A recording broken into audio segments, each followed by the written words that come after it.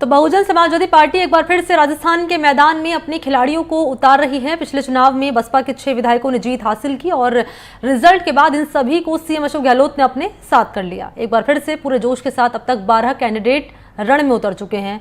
मेरे सहयोगी की एक रिपोर्ट आप देखिए। इस विधानसभा चुनाव में एक बार फिर से बहुजन समाज पार्टी ने लगातार अपने कैंडिडेट की सूची जारी करना शुरू कर दी है। अब तक 12 कैंडिडेट बसपा जारी कर चुकी है। राजस्थान में बसपा के जो उम्मीदवार हैं, इनको हाथी मेरा साथी कहा जाता है कांग्रेस और मुख्यमंत्री अशोक गहलोत के लिए। अगर बात करें मौजूदा विधानसभा चुनाव की, तो बसपा ने बांदीकुई से अपने कैंडिडेट को उतारा है। भवानी सिंह गुर्जर उनका नाम है। साथ ही सादुलपुर से मनोज न्यांगली को बसपा ने अपना प्रत्याशी घोषित किया है। मनोज न्यांगली पूर्व में भी बसपा के विधायक रह चुके हैं, लेकिन खास बात यह है कि जातीय समीकरणों को साधते हुए बहुजन समाज पार्टी ने ये उम्मीदवार घोषित किए हैं, क्योंकि इसमें दलितों के साथ ही अन्य समाजों की सोशल इंजीनियरिंग भी की गई है। जैसे भवानी सिंह गुर्जर को जो उम्मीदवार घोषित किया है, वो बांदीकुई क्षेत्र में सचिन पायलट खेमे के आने वाले विधायक जीआर खटाना, जो कि कांग्रेस पार्टी के विधायक हैं, उनके लिए मुश्किलें बढ़ा रहे हैं। पिछले दिनों सचिन पायलट ने खटाना के समर्थन में एक सभा भी वहां पर की थी, लेकिन यहीं से गुर्जर समाज से एक प्रत्याशी जो है वो उतार दिया है। साथ ही दलितों के वोट से यहाँ पर बसपा को उम्मीदें हैं। इसी तरीके से मनोज कुमार न्यांगली सादुलपुर से उम्मीदवार बनाए गए हैं। वो पूर्व में भी बसपा के टिकट पर विधायक रह चुके हैं। राजपूत के साथ ही दलित वोट बैंक यदि वहां पर जुड़ते हैं तो एक बड़ा बेनिफिट यहाँ पर बसपा मान करके चल रही है। सादुलपुर से कांग्रेस की विधायक कृष्णा पूनिया है, जो कि जाट समाज से आती हैं। ऐसे में जाट वर्सेस राजपूत और दलित का ये एक मुकाबला यहाँ पर देखने को विधानसभा चुनाव में मिल सकता है। खास बात यह है कि 2 बार ऐसा हुआ कि राजस्थान में बसपा के 6 विधायक जीत करके आए, और 2013 की बात करें या 2018-19 की बात करें, दोनों चुनाव के अंदर अशोक गहलोत मुख्यमंत्री बनकर के उभरे। लेकिन दोनों बार बसपा के जो 6 विधायक थे, वो यानी कि जो हाथी था राजस्थान से, वो गहलोत ने अपनी जादूगरी से गायब कर दिया। तो हाथी मेरा साथी इसलिए करते हैं, और इसलिए कहा जाता है क्योंकि अशोक गहलोत ने 2 बार बसपा को राजस्थान से गायब कर दिया।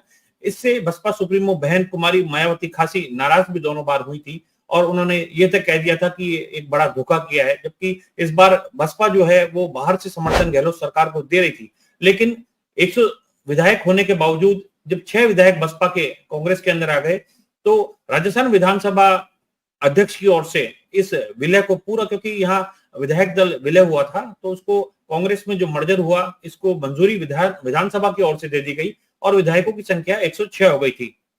इसके अलावा बात करें तो अशोक गहलोत अपनी राजनीतिक जादूगरी के लिए जाने जाते हैं।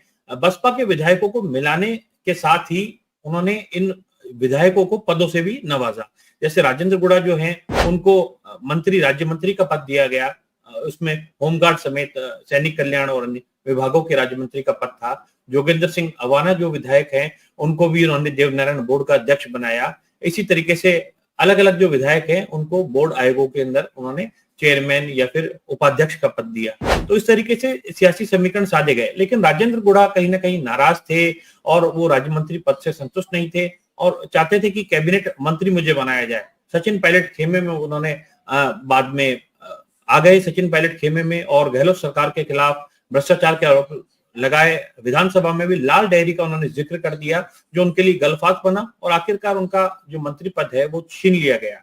तो एक बड़ा नुकसान राजेंद्र गुड़ा को यहाँ पर हुआ। उसके बाद उन्होंने शिवसेना का दामन थामा, और उनके समर्थक जो उदयपुर वाटी से हैं, वो शिवसेना के अंदर चले गए। तो कांग्रेस पार्टी के लिए इसे एक नुकसान के तौर पर भी देखा गया। लेकिन साथ ही अगर सियासी समीकरणों की बात करें, तो एक बार फिर से बसपा सोशल इंजीनियरिंग करके सियासी समीकरण साधने में लगी हुई है, और कांग्रेस पार्टी को कई जगह डैमेज पहुंचाने की कोशिश बसपा की ओर से इस बार की जा रही है। खासतौर पर पूर्वी राजस्थान और शेखावाटी इलाके में बसपा ने अपने टिकट जो है वो देने की तैयारी कर ली है, और यहाँ पर अब तक 12 कैंडिडेट जो है उनके नामों की घोषणा बसपा की ओर से की जा चुकी है। आज इन 2 प्रत्याशियों के नाम की घोषणा हुई। इससे पहले अन्य 3 सूचियां और निकाली गई थी, उनमें 10 कैंडिडेट कुल घोषित किए गए थे। तो इस प्रकार से राजस्थान में बसपा अपना सियासी समीकरण साध करके चल रही है। तो मामला जो है अभी भी बसपा के विधायकों के कांग्रेस में विलय का, वो न्यायालय में भी पेंडिंग है, और इलेक्शन कमीशन में भी इसकी शिकायत की गई। इसके बावजूद लगभग अशोक गहलोत ने अपना टेन्योर जो है वो लगभग पूरा कर लिया है, और अब चुनाव की घड़ी आ गई है।